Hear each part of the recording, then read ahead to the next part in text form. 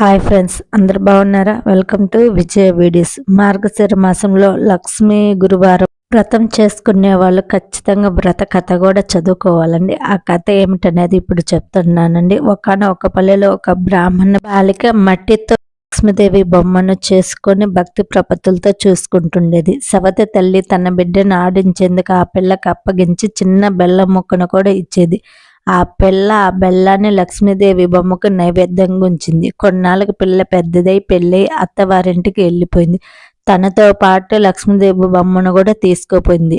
అంతటితో ఆమె పుట్టింటి వైభవం తరలిపోయింది. అత్తింట్లో నెత్తి కళ్యాణం, పుట్టింట్లో నిత్య దారిద్ర్యం దాపరించాయి. పుట్టింట్లో నిత్య దరిద్రంగా ఉందని తెలుసుకున్న ఆ పిల్ల వెంటనే తన తమ్ముణ్ణి రప్పించి ఒక చేతి కర్రను దొలిపించి దాని నిండా వరహాలు పోసి అతనికి ఇచ్చింది. అతని ఇంటికి వెళుతూ దారిలో కాలకృత్యాల నిమిత్తం ఆగి కర్రను ఒక చోట చేరవేశాడు. అంతలో ఆ దారిని పోయే వారెవరో ఆ కర్రను తీసుకుని పోయారు. తిరిగి వచ్చిన అతను కర్ర కోసం ఎత్తుకొని కనపడక చేసేది లేక ఇంటికి పోయాడు. కొన్నాళ్ళ తర్వాత అక్కగారు తమ్ముణ్ణి పిలిపించి ఇంటి పరిస్థితిని అడగా అతను ఎప్పటిలాగే దరిద్రంగానే ఉందని చెప్పాడు. ఈసారి ఆమె ఒక చెప్పులు జోడు నిండా వరహాలు పోసి పైన గుడ్డను కప్పి నాన్నగారికి ఏమని ఇచ్చింది. దారిలో దాహం వేసి చెప్పుల జతను గట్టును పెట్టి చెరువులోకి దిగాడు కుర్రవాడు. అంతలో దారిని పోయే వారెవరు ఆ చెప్పుల జతను అపహరించారు. మరలా వచ్చిన కుర్రవాడు చెప్పుల జత కనపడక పోవటంతో ఎవరికి ఏమీ చెప్పుకోలేక ఇంటి దారి పట్టాడు. మరికొన్నాళ్ళకు అక్కగారు ఆ తమ్ముణ్ణి మళ్ళీ పిలిపించింది. ఇంటి దగ్గర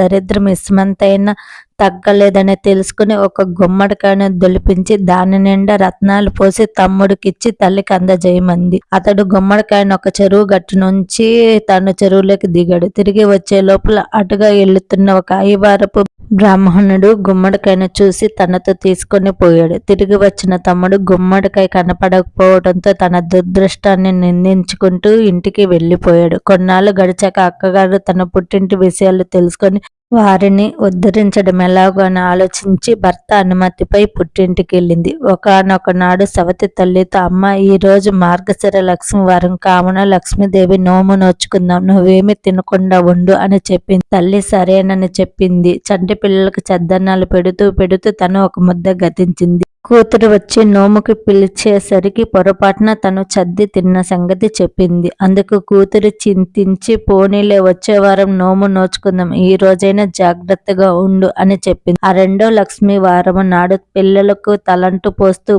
ఆ తల్లి గిన్నె మట్టున మిగిలిన నూనెను ఊడ్చి తలకు రాసుకుంది. కూతురు వచ్చి నోముకు పిలిచేసరికి తన తప్పు గుర్తొచ్చి ఆ విషయాన్ని చెప్పింది. సరేలే, మూడో వారం నోము నోచుకుందాం కానీ నిష్ఠగా ఉండు అని హెచ్చరించింది కూతురు. అలాగే అని అన్నదే కానీ ఆ మూడో లక్ష్మీ వారము తల్లి పిల్లలకి తల దూవుతూ తను కూడా దువ్వేసుకుంది. కూతురికి బాధ వేసింది. ఇలా అయితే మీ దరిద్రం తీరదు, మీ బ్రతుకులు మారు అని గట్టిగానే చెప్పింది. అంతేకాదు, ఆ నాలుగో లక్ష్మీ వారం నాడు ఉదయం తల్లిని ఒక గోతిలో కూర్చోబెట్టి పైన బల్లలు పరిచి తను ఇంటి పనులు చేయసాగింది. ఈలోగా పిల్లలు వచ్చి గోతి మీద ఉన్న చెక్కల పైన కూర్చొని అరటి పండ్లు తిని ఆ తొక్కల్ని చెక్కల సందులో నుంచి గోతిలో వేశారు. అప్పటికే ఆకలితో అల్లాడుతున్న తల్లి ఆ తొక్కల్ని అమృత ముక్కల్లాగా తినేసింది. కూతురు వచ్చి నోముకు పిలవగానే అరటి తొక్కల్ని నోట్లో వేసుకున్న ముక్క చెప్పింది తల్లి. కూతురు చాలా బాధపడింది. నిజం చెప్తున్న కారణంగా తల్లినేమి అనలేకపోయింది. కానీ అసలు పుట్టింటి దరిద్రం పోగొట్టాలంటే తను మరొక పుట్టుక పుట్టాలేమోనే దుఃఖించింది. అయినా ధైర్యం వహించి, అమ్మ, నీ అదృష్టం కొద్దీ ఈ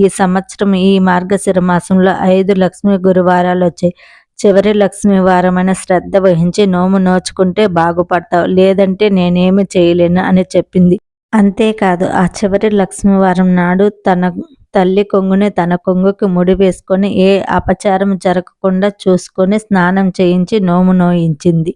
కూతురు పూర్ణ కుడుములు నివేదించగానే మహాలక్ష్మి వాటిని స్వీకరించింది. కానీ తల్లి పెట్టినప్పుడు మాత్రం స్వీకరించలేదు. అది చూసిన కుమార్ ఆ నివేదన ఎందుకు స్వీకరించలేదని అడిగింది లక్ష్మీదేవిని. లక్ష్మీదేవి ఇలా అంది, అమ్మ, నువ్వు చిన్నతనంలో నా బొమ్మతో ఆడుకుంటుండగా ఈ సవతి తల్లి నిన్ను చీపుడుతో కొట్టింది. అందుచేతనే ఈవిడి గారి నైవేద్యం నేను స్వీకరించటం లేదు అని చెప్పింది. అప్పుడు కూతురు లక్ష్మీదేవికి క్షమాపణ చెప్పి తన తల్లి చేత కూడా క్షమాపణ క్షమాపణ చెప్పించగా లక్ష్మీదేవి ప్రసన్నురాలై ప్రసాదాన్ని స్వీకరించింది. వచ్చే సంవత్సరమైన ఈ మార్గశిర లక్ష్మి గురువారాలు ఇదే విధానంగా చేయమని ఆదేశించింది. కూతురు తన తల్లి చేత చేయించగా ఆ ఇంటి దరిద్రం తొలగిపోయి ఎనలేని భోగ్యభాగ్యాలు కలిగాయి. ఇది మార్గశిర వ్రత కథ విధానం. ఈ కథ చదువుకునేటప్పుడు కొన్ని చేతులు అక్షింతలు పట్టుకొని కథ చదువుకొని కొన్ని అక్షింతలు అమ్మవారి ముంగటేసి మరికొన్ని మన తలపైన చల్లుకోవాలి.